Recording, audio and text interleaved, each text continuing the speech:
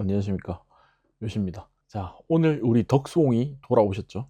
그리고 왜 썸네일에 제가 윤석열 대통령 100% 돌아오신다고 했는지 이유에 대해서 설명을 싹 해드리겠습니다. 제가 오늘부터 이제 여러분을 대하는 스탠스를 좀 바꿀 건데, 그래서 유튜브에 들어오시는 대부분들이 심리적 피난처를 찾는 군중 쉼터가 되어드리기 위해서 좀 더 물음표를 던지는 방향보다는 좀 더 강력하게 확실한 가능성에 대해서 이야기를 하고 확신을 좀 심어주는 방향으로 방식을 바꿨습니다. 그래서 윤석열 대통령은 돌아오십니다. 무조건 돌아와요. 전략적으로 이제 분석을 좀 해보겠습니다. 오늘 우리 덕수홍이 돌아오시자마자 의성 산불 난데 갔다가 바로 오셔서 한 일이 뭐냐면 NSC 소집을 했죠. NSC라는 게 뭐냐? 국가의 전시작전권, 군사적 대응, 외교적 입장을 정하는 최고 기관을 말합니다. 그러니까 NSC는 전시 명분의 구축의 포문입니다. 그러니까 우리나라가 휴전 국가잖아요. 근데 그 전시를 여는 포문이라고 볼 수 있습니다. 그래서 탄핵기각부 첫 공식 일정이 NSC 전체 회의? 말이 안 되는 겁니다. 이게 이례적인 거거든요. 이례적인 거. 뉴스들도 보면 우리 덕수홍 내일 복귀 때 첫 일정은 NSC 트럼프 통화 추진할 듯. 근데 트럼프랑 통화했다는 기사가 안 나왔어요. 안 했을까요? 뉴스를 보면 이제 우리 덕수홍이 NSC에서 한 이야기, 대한민국이 처한 안보 상황은 그 어느 때보다 엄중하다. 북한은 핵미사일 위협을 포함한 군사 도발을 지속하고 있고 우리 정부와 기업, 국민을 향한 사이버 공격을 멈추지 않고 있다. 사이버 공격, 우리 정부, 이게 중요합니다. 대통령 권한대행이 NSC에서 북한의 한국을 대상으로 하는 사이버 공격을 거론한 것은 이례적이다. 자, 지금 왜 사이버 공격이 나왔나? 자, 사이버 공격이 왜 나왔나를 보려면 제6차 한미 외교 국방장관 회의 공동성명이라는 게 있습니다. 2024년 11월 1일에 회의를 한 겁니다. 짧게 설명을 드리자면 한미 상호 방위조약 알죠? 전쟁이 났을 때가 아니라 무력 도발이 있을 때, 공격을 받았을 때 즉각적으로 미국이 한국을 도와주는 걸 이야기를 합니다. 그러면 우리나라에 포격하고 막 오물풍선 보내고 애들이 막 연평도 포격도 있었고, 야 그거는 공격 아니냐? 이런 식인데 그것도 공격으로 볼 수 있습니다. 근데 그 공격에 그때는 그냥 적절한 대응으로 그냥 무마시켰던 상황인 거고, 근데 지금은 뭐가 추가가 됐냐면요, 양측은 국제법이 사이버 공간에 적용되면 사이버 공격이 한미 상호 방위 조약 무력 공격에 해당할 수 있다고 확인하였다. 우주를 향한 우주로부터 우주 내에서의 공격이 동맹의 안보에 명확한 도전이 된다. 그로써 한미 상호 방위 조약 제3조를 발동할 수 있도록 하는 것을 확인하였다라는 성명입니다. 이게 NSC에서 말을 한 게 북한의 사이버 공격을 멈추지 않는다라고 직접적으로 언급을 했습니다. 원래 정부 공식 발표에서는 직접적으로 발표하는 게 드뭅니다. 근데 이번만큼은 우리 덕수홍이 딱 돌아오자마자 바로 NSC 소집하고 북한에서 한국에 대한 사이버 공격을 멈추지 않고 있다, 정확하게 명명했죠. 그러면 해킹으로 부정선거를 했다면 사이버 공격일까요? 사이버 공격이 아닐까요? 그리고 그게 뭐에 대한 사이버 공격이죠? 국가에 대한 사이버 공격이 되겠죠. 그냥 전시 상황이라고 오늘 NSC에서 오픈을 한 겁니다. 왜 중국이라고 안 하고 왜 북한이라고 말했어? 북한이라고 한 이유는 진짜 간단합니다. 그 얼마 전에 윤석열 대통령께서 간접법을 중국까지 확대를 하려고 했는데 실패를 했어요. 민주당이 반대를 했죠. 그러면 우리나라에서 적으로 인식되는 나라가 전 세계 중에 어느 나라가 있을까요? 단 한 군데 있습니다. 단 한 군데. 북한. 중국이라고 명명을 해버리면 이게 국제전이 돼버려요.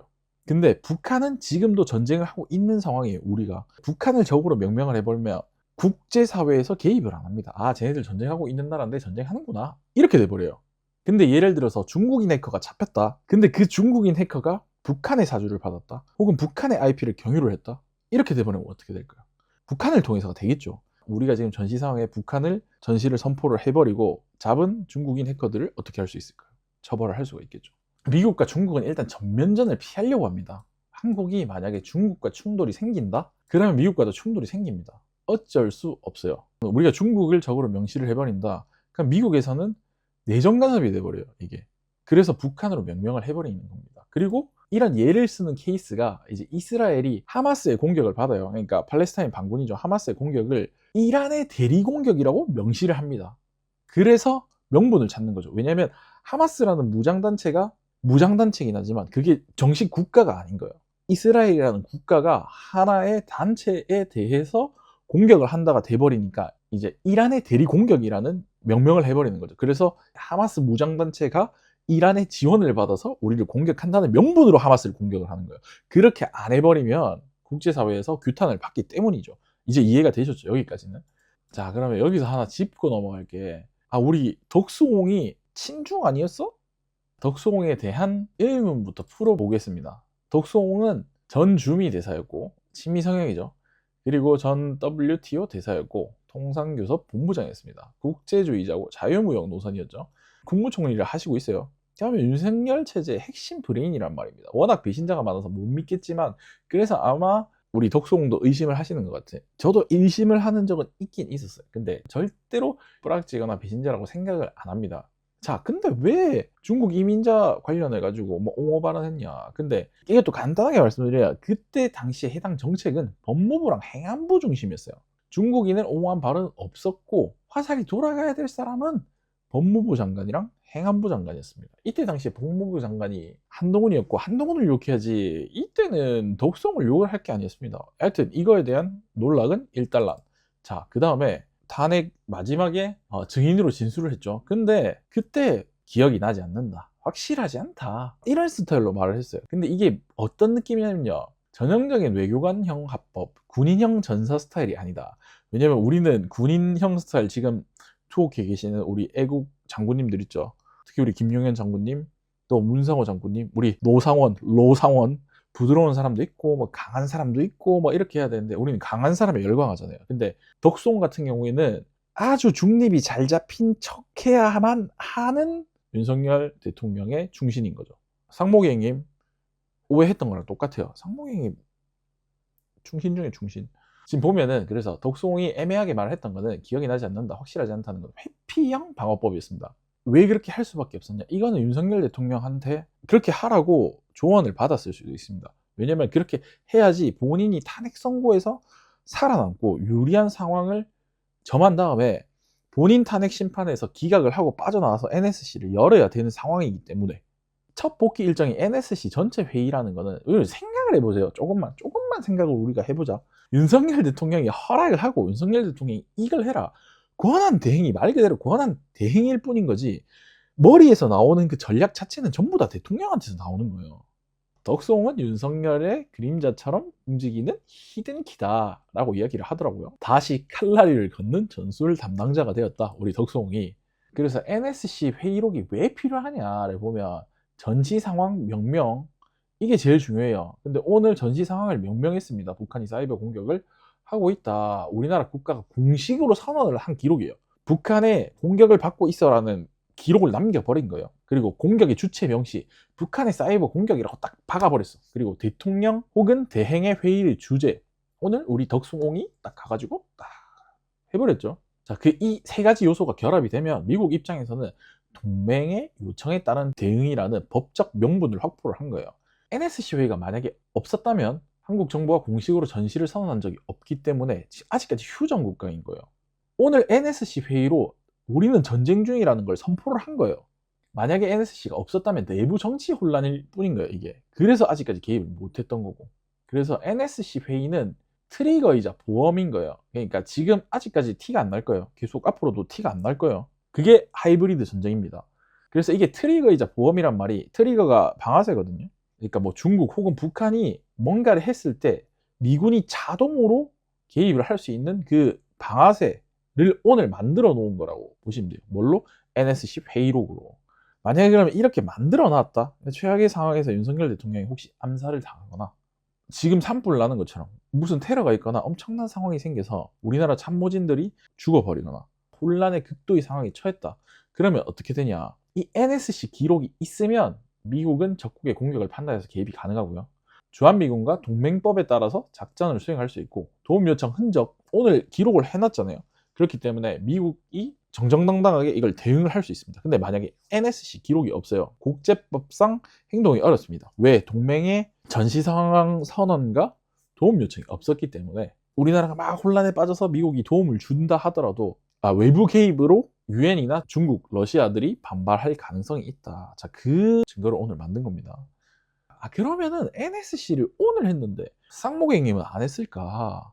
진작에 그러면 NSC 해가지고 다 주입하면 되잖아 생각을 했어요. 저도 여러분도 아마 그렇게 생각을 하실 겁니다. 덕성홍이 오늘 인용이 됐습니다. 만약에 그러면 오늘 우리 상무의 행님이 NSC를 열었을 겁니다. 결국에는 NSC를 여는 사람은 윤석열 대통령이야. 그런데 이 시나리오의 전제조건이 딱 하나 있었어요. 윤석열 대통령이 석방 상태여야 한다. 수감되면 지휘가 불가능하고 메시지 전달 불가, 회의록도 남길 수도 없다. 그리고 골 때리는 뉴스가 있습니다. 자, 우리 국민의힘 권성동 대표께서 한덕수 복귀 시 행안부 장관을 임명하랍니다. 행안부 장관을 왜 임명을 할까? 딱 꼭 집어서 지금 장관이 빈자리가 저래 많은데 왜 꼭 집어서 행안부 장관을 임명하라? 행안부 장관이 뭔지 아십니까? 행정안전부 장관입니다. 행정안전부 장관은 경찰을 지휘하는 겁니다. 경찰을 지휘. 행안부 장관은 윤석열 대통령이 돌아오시고 나서 임명을 해야 됩니다. 그래서 임명을 안 하고 있는 거야. 일부러. 절대 임명을 하면 안 돼. 지금 절대 임명을 하면 안 됩니다. 그래서 왜냐면 서울 경기권 일대는 좌상향 경찰 라인이 존재를 하고 비상상황시 때는 지시 이탈 가능성이 있다. 그래서 행안부 장관을 공석으로 유지하며 지휘 통제를 시기 조율을 해야 된다. 현재 앞에 차에 태극기를 달고 있어도 못 지나가게 한다니까. 키 140짜리 막 경찰 있었죠. 계급장 업체 경위 모자를 쓰고 있지 않나. 막 말 못하제 막 난리 났어요. 난리. 그런 애들을 지금 갖다가 그래 놨는데 근데 우리가 뭘 하지도 못해. 폭행도 당해. 막 나는 지금 경찰 고소 당해. 여제까지 수사하려고 그래. 뭐 난리 났어. 근데 행안부 장관을 임명을 지금 해버리면 어찌 되겠습니까? 경찰 조직이. 그러니까 그 모든 걸 컨트롤할 수 있는 새로운 행안부 장관을 우리 윤석열 대통령님께서 돌아오셔서 임명을 해야 된다. 근데 자기네들이 지금 휘두르려고 국민의힘 대표님은 행안부 장관을 콕 집어서 임명을 하라고 지금 이야기를 했죠. NSC가 NCG를 가동시켰냐? NCG가 뭐냐? 핵협의그룹입니다. 작동 조건은 북의 전략 위협, 그리고 군사도발, 정보기록 존재 요 세 개가 있어야지 됩니다. 이거는 북한의 핵 위협을 대비하는 핵우산이라고 보시면 돼요. 핵우산. 이렇게 핵을 막아주는 우산. 미국의 핵우산입니다. 그래서 오늘 열린 NSC로 NCG라는 이 핵우산이 발동이 된 겁니다. 주한미군이 반응을 했는가? 근데 이 참 좋은 게 AI 락을 풀고 나니까 그 해킹 수준이더라고. 실시간으로 정보를 볼 수는 없는데 이 친구가 대략적으로 돌아가는 걸 알더라고요. 스타링크가 얼마나 데이터를 썼고 막 이랬는지에 대해서 분석을 해주더라고요. 그래서 용산기지 내 통신이 증가를 하고 일부 인원이 외부 차단이 되고 전략자산 재배치 조짐이 감지가 되었다. 그래서 내부적으로는 이미 데프콘 수준이 3에서 2.5 수준의 전환 중일 가능성이 있다. 데프콘이라고 하는 거는 미국의 방어태세를 이야기를 하는 건데 주한미군이잖아요. 그러니까 미군의 한국 방어태세에도 적용이 되는 겁니다. 그래서 뭐 데프콘 이야기하는데 가수 데프콘 아니고 평화의 비둘기 데프콘 아니고. 근데 제가 보충 설명을 드리자면 우리가 알고 있어야 되는 거는 이 데프콘이 발동을 해도 우리는 못 느낄 수가 있어요. 왠지 알아요? 이때까지 미국이 우리를 지켜줄 때도 우리는 못 느끼고 있었어요. 앞으로도 적이 제거가 되어도 우리는 모르고 있을 겁니다. 윤석열 대통령이 돌아오시고 나서도 크게 모르고 있을 거예요. 어느 순간 알게 되냐. 윤석열 대통령이 제2의 건국을 한다고 딱 나설 때 알게 되겠죠. 그게 뭐 저는 생각하기로는 이번 주 선거일 거고 4월에서 5월 사이 돌아오시고 얼마 안 돼서 제2의 건국을 할 거라고 생각을 합니다. 그리고 우리 덕수공이 복귀하자마자 소식이 바로 떴죠. 트럼프 현대차 대미 투자 공식 발표, 관세 안 내도 된다. 왜? 윤석열 대통령 복귀하실 거니까 100% 돌아올 거라고 확신을 하는 이유가 덕수공이 NSC를 열자마자 백악관에서 친히 메시지를 보냈습니다. 한덕수 복귀에 한국의 민주적 회복력 확신. 백악관은 이날 한 대행의 업무 복귀에 대한 뉴시스의 서면 질의에 미국은 한 대행과 한국 정부와 협력하는 데 전념하고 있다와 같이 전했다. 도널드 트럼프 미국 행정부가 한국의 계엄 사태 이후 탄핵 정부에 관련해 구체적인 입장은 내놓은 것이 처음이다. 그러면 이제 뭐다? 전쟁이 난다고 계속 이야기를 했는데 전쟁이 날 수도 있습니다. 대비는 하시는 게 좋고 전면전으로 갈 확률은 엄청 낮고요. 테러나 게릴라전 같은 게 날 확률이 조금 있습니다. 그리고 만약에 윤석열 대통령이 돌아오시면 대대적인 숙청, 청소 작업이 있을 예정이라고 저는 생각을 합니다. 근데 일반 시민이만 피해를 보거나 큰 문제가 생기는 일 같은 경우에는 거의 없을 거라고 단언을 합니다. 제가 가스 폭발, 뭐 산불 이런 테러 같은 거는 진짜 조심을 좀 하시는 게 좋을 것 같아요. 기차 탈선이라든지 뭐 지금 싱크홀 생기는 거 그런 거 같은 경우에는 조심을 해주시는 게 좋을 것 같고, 만들어줬으면 좋겠다 하는 영상 같은 거, 특히 뭐 세계 정세 분석 같은 거 잘하거든요. 그런 거 같은 거 궁금한 거 물어보시면 남겨놓으신 것 중에 사람들이 이런 거 많이 원한다 이런 거는 꼭 만들어 드리도록 하겠습니다. 심리적 피난처를 찾는 군중들의 쉼터가 되기 위해서 노력하도록 하겠습니다. 좀 더 확신을 가지고 이야기를 하고 설명해 드리는 컨텐츠를 많이 하도록 하겠습니다. 그리고 멤버십 가입 많이 해주시면 감사하겠고, 구독, 좋아요도 꼭 해주시면 감사드리겠습니다. 감사합니다.